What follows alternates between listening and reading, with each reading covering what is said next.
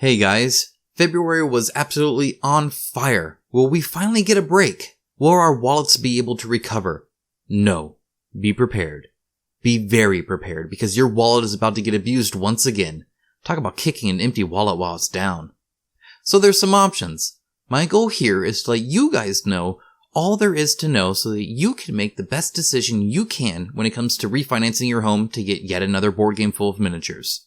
Now, refinancing is a lot of paperwork, so let's not waste any more time so you can get started on that right away.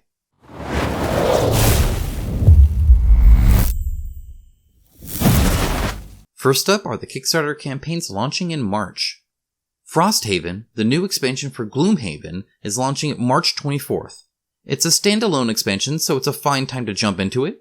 With a 100 scenario campaign, it's either amazing or full of bloat, and I hope the miniature quality improves. The first one's miniatures make my Monopoly Dog mini look like a work of art. In all seriousness though, there's a ton of stuff here. 20 plus new enemies, 16 new characters, more items, races, etc. If you love Gloomhaven, this just seems to be more of it. Steam Watchers by Mythic Games launches March 3rd. Stop me if you've heard this one before. A post-apocalyptic area control game with small miniatures set in a new ice age. If you guessed DEI by Ludus Magnus Studio, then you'd be right. That being said, this looks plenty different. While I still don't know a whole lot about the game, I do know it looks a heck of a lot busier and lacks the 3D map tile structure. The Order of Vampire Hunters soundtrack plus extra warehouse stock by Darkgate Games is launching on March 10th. This means you should stop looking at that $530 offering on eBay and instead watch for this when it launches. Fun fact. When I first got into board gaming and started looking at Kickstarter, Vampire Hunters was the second game that caught my eye right after Massive Darkness, which was my first Kickstarter. I really like the day-night system in there. Starlight is launching March 17th and looks kind of interesting. While there's not a lot of easily found information, as most of it is in video form on their Facebook page, it's got some great art and looks very unique in the narrative game category. Gleaming what I can from the components, I like seeing modular ships, as it seems the ship look and some parts can be customized, such as an afterburner, roof turret, and cloaking capabilities. Next, we have a quick segment to show off all the campaigns ending in March. Storm Sunder ends March 4th. Of course, the PM will remain open for quite some time, but there is a beautiful new miniature that acts like a summon in a traditional JRPG kind of way that they are now giving away to anyone who backs any pledge tier during the campaign. So if you have been interested, that core box is a pretty darn good deal at this point. Marvel United is ending March 3rd. If you'd like a simpler filler game that's really pricey thanks to miniature bloat, but will include your favorite Marvel character, then this is the game for you. Last chance to get that hot deal, I suppose. Conan is in its very final hours at the time of posting, and man did they turn around and do well for themselves. They ended up adding quite a bit of new content, which has me super excited. Batman, the Animated Series Adventures by IDW is ending on March 12th. As long as you don't give into blind FOMO based on the IP attached to the game and are okay with below average miniatures, the game itself looks quite good and there's a lot on offer here. I've actually been more impressed with the sculpt poses of the miniatures this time around, and if it wasn't for the below industry standard miniature quality, I'd heavily consider backing myself. It's now time for the long list of games that you can still pay for via lay pledges. Return to Dark Tower, Etherfields, Dark Rituals, Arquise, Infinity Defiance, Street Fighter the Miniatures Game, Sword and Sorcery Ancient Chronicles, Battletech Clan Invasion, Chronicle X, Valor and Villainy, The Everrain, Oathsworn Into the Deepwood, Village Attacks Grim Dynasty, Waste Knights 2nd Edition, The Isafarian Guard, and Zervia. Next is what's coming up on Kickstarter. I'll start things out with Cloudspire Ankar's Plunder, which will be coming on to Kickstarter on April 14th. It's both a full reprint as well as having 2 new faction expansions. While it's not a miniature game, it does feature some cool gameplay, beautiful art, and very nice looking components, so I wanted to let you guys still know about it. Daimyo by Laboit Teju, which I'm sure I'm butchering, will be on Kickstarter in April and is their next miniatures game. A dice and card drafting area control game with all of the normal staples these days, like card actions, card buying, some combat, meeple and miniature versions, etc. Of note is that the miniatures version will have around 80 miniatures and will include miniatures for everything, including the buildings. Sheol will be coming soon. They want to make sure it's really ready for Kickstarter and also a good time not just for them, but for us. While I have little doubt it'll be anything but ready for Kickstarter, I'm not sure Kickstarter's ever going to quiet down for us and believe that their game is different enough to really stand out on its own. Of course, I'll be sure to let you guys know when the time gets closer.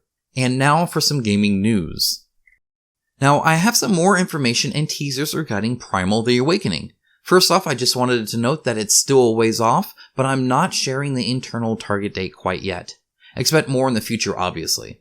As for information I can share now, setting-wise and overall structure-wise, it obviously takes inspiration from the Monster Hunter series, where you'll be hunting giant monsters and crafting gear from them, but the game actually leans more towards the God Eater series in that there is a bit of magic and an actual story attached to the gameplay, so it's not just a gear grind.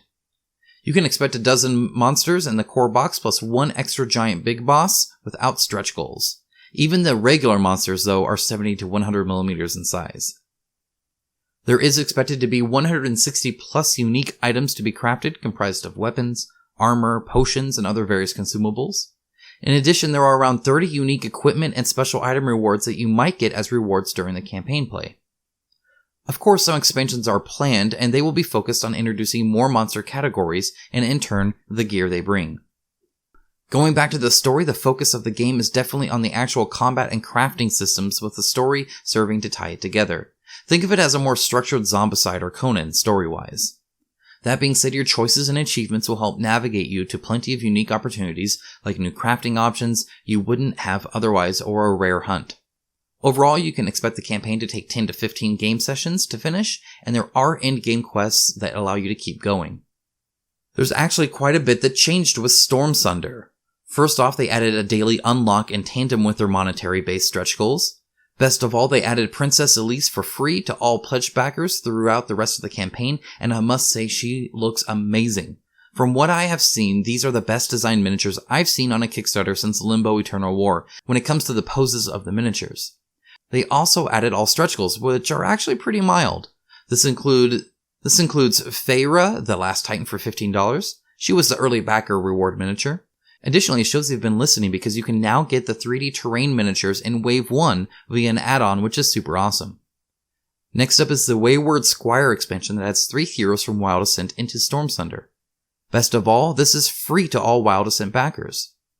Last of the gameplay expansions is the Faceless expansion, which adds a more permanent threat to the heroes of Storm Sunder as they will show up from time to time, sometimes just a few of them added to a fight, or perhaps coming to you in full force other times. The last 2 add-ons are not game-related. They include a 40-page graphic novel and a 100-page art and lore book. As a sucker for any art book that includes lore as well, this is actually a must for me. Of note, the graphic novel will be included for free for anyone backing at the A Pharaoh's Wrath pledge tier. Marvel United continues to prove that you can sell anything with minis and a well-liked IP, and I'm sure seeing Marvel United have 15,000 backers, raising over $1.5 million, brings bright hope to IDW and Steamforged Games as they continue to also bank on that sweet, sweet IP. At least IDW bothers to add a well-reviewed game system to their subpar IP branded miniatures, so there's that. To the joy of all backers, I'm sure they have added enough add-ons to Marvel United to now make this quick and simple filler game cost you $210 for an all-in, making this the single most expensive mindless filler game I have ever seen. So good for them on figuring out what'll make people back a game that's barely more strategic than a cheap deck of Uno cards. I suppose after the miniatures are painted or added to the pile of unpainted minis, the box will be a great dust collector for many a Marvel fan. Speaking of IDW's Batman the Animated Series Adventures Kickstarter, man, that is a title. They are indeed doing fantastic at over $1 million raised. Batman is a fantastic IP and the animated series is certainly a high point of that. I doubt anyone would have assumed this was going to be anything but successful. Currently, there are practically 1 million stretch goals unlocked, which will almost help overlook the fact that they overcharge you for a few of the expansions that they force you to back at an all-in to get. Please don't mark that against them though. After speaking with IDW, I was well informed that even with $1 million raised and many other successful Kickstarters in the past, they just simply can't afford to let you have those add-ons for the estimated price and have to put them into that all-in. You wouldn't want IDW to lose money on this $1 million plus campaign, would you? Before thinking bad on them, please think of the poor company and its needs too. Sarcasm aside, let's move on to some more fun stuff.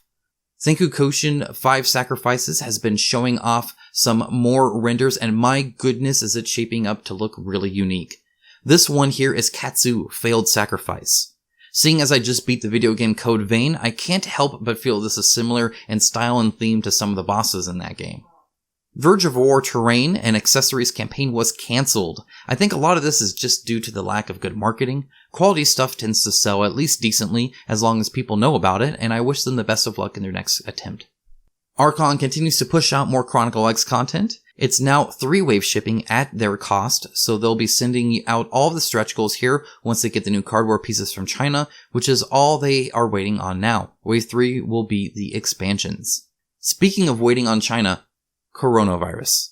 It's a thing, and it's seriously affecting the entire industry, and in fact, most industries that sell physical products. Know that everything is delayed, and while word coming from the factories are optimistic, it's best to be pessimistic with our expectations. Go into any new Kickstarter or any update to a Kickstarter assuming at least a 2-month delay, even if they aren't in the manufacturing part yet, as the factories are very behind and will take some time to catch up even when they do reopen. Alright guys, there's your daily dosage of me and my opinions and ramblings mixed with a ton of news. If you missed it, I did a comparison video of many of the narrative games that have recently come out and been on Kickstarter, and I hope it is helpful to you guys. Next up for the channel is a new painting video and another Kickstarter talking vlog. This one about miniatures and expectations. As always, a huge shout out to my wonderfully amazing patrons and YouTube members. As a fully independent channel, it is thanks to their wonderful support that they provide so that I can say my exact thoughts, good or bad, and not have to worry on if the game companies I'm supposed to be critiquing are happy with me or not.